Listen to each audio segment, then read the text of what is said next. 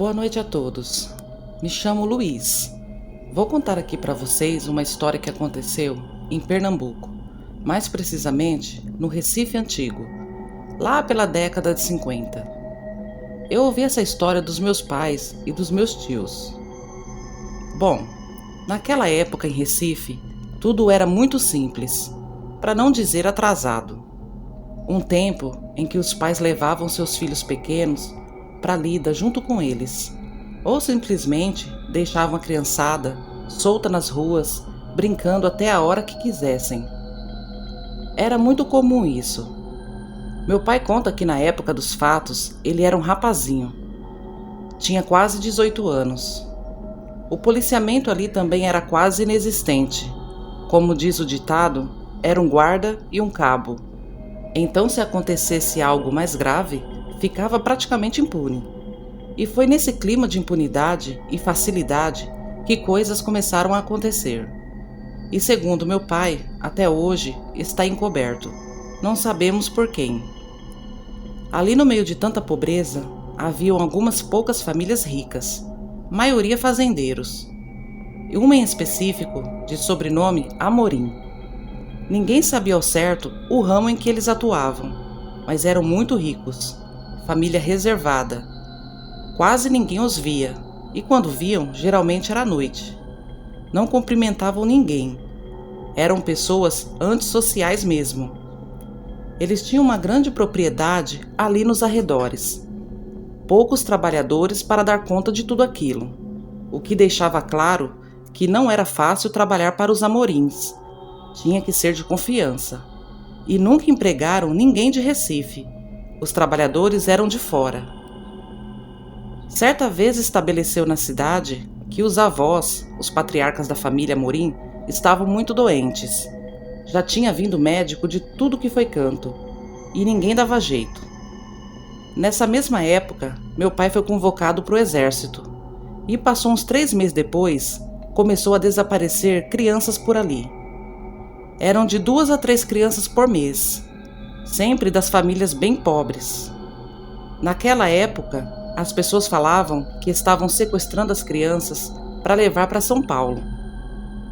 A polícia não resolvia nada, por vezes parecia até fazer vistas grossas.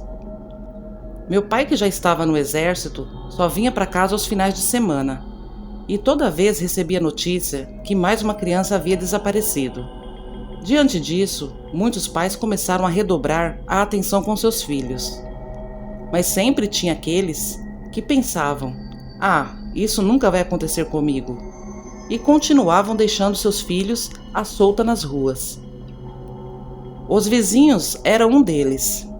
Até que um dia de madrugada, todos foram acordados com gritos de socorro. Meus avós se levantaram rápido para ver do que se tratava. E a vizinha gritava com as mãos na cabeça: "Levaram minha filha! Levaram minha filha!" Os vizinhos todos se aglomeraram para saber do que se tratava. Naquela época, os banheiros eram para fora de casa. E a vizinha, chorando, contava que a menina se levantou e disse que ia ao banheiro do lado de fora da casa. E de repente, ouviram os gritos da menina.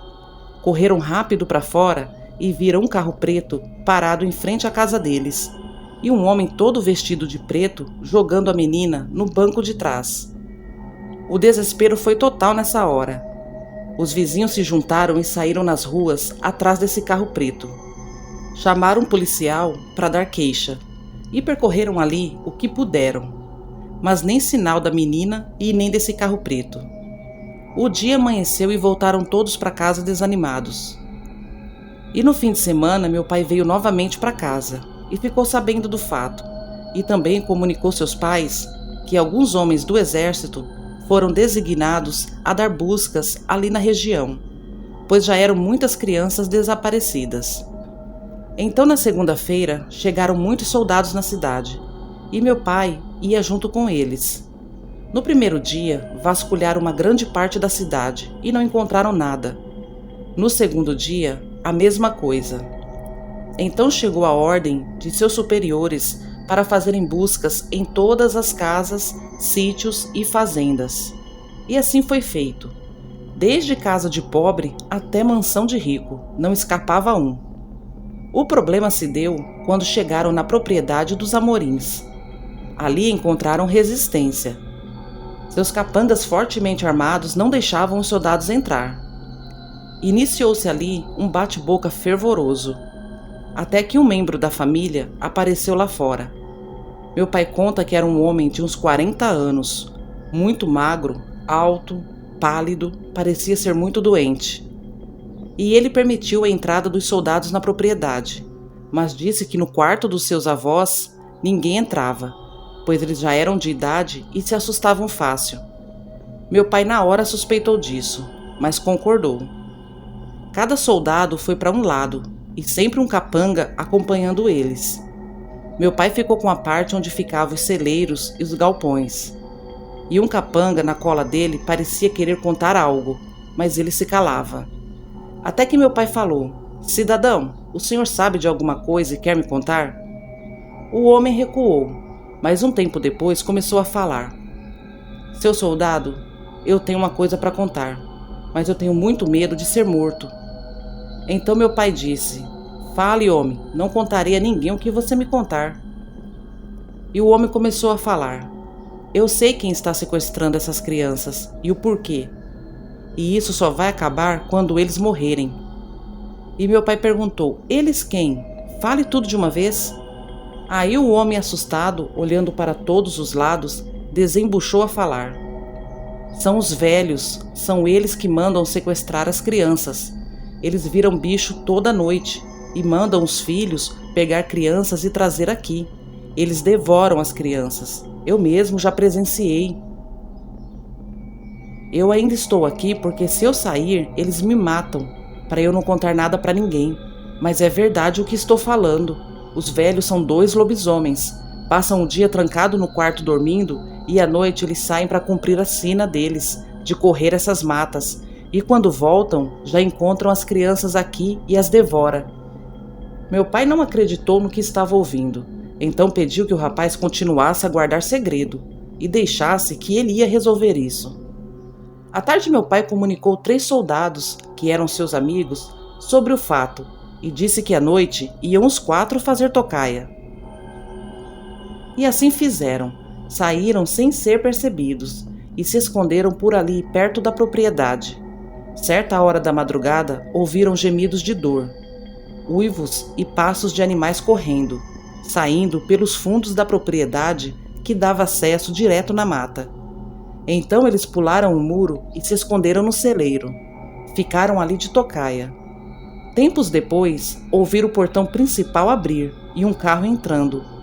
Viram quando um homem vestido de preto tirava uma criança do carro. A criança parecia estar desmaiada.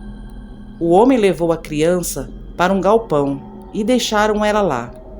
Quando foi umas 4 horas da manhã, ouviram aquele barulho vindo da mata. Pareciam os cavalos correndo.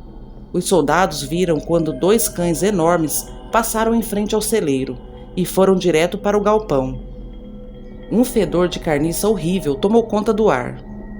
E meu pai falou: "Soldados, se preparem. O que vamos enfrentar hoje é algo sobrenatural. Não tenham medo, não se assustem com o que vão ver e atirem na cabeça, atirem para matar." Então eles saíram de pontinha de pé cercando o galpão.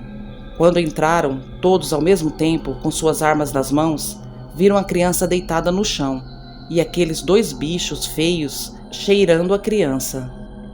Quando as feras viram os soldados, olharam para eles, uivaram alto e partiram para cima deles.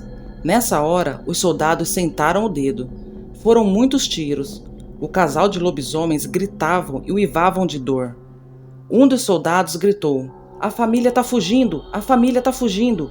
E saiu correndo para fora do galpão e viu os 2 carros da família saindo a toda para fora da propriedade. Quando os soldados viram que aqueles 2 seres diabólicos não se levantavam mais, então pegaram a criança e levaram para o médico ali da cidade.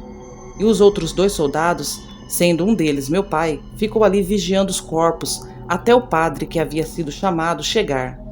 Então viram as feras voltando à forma humana, e eram sim os patriarcas da família Amorim.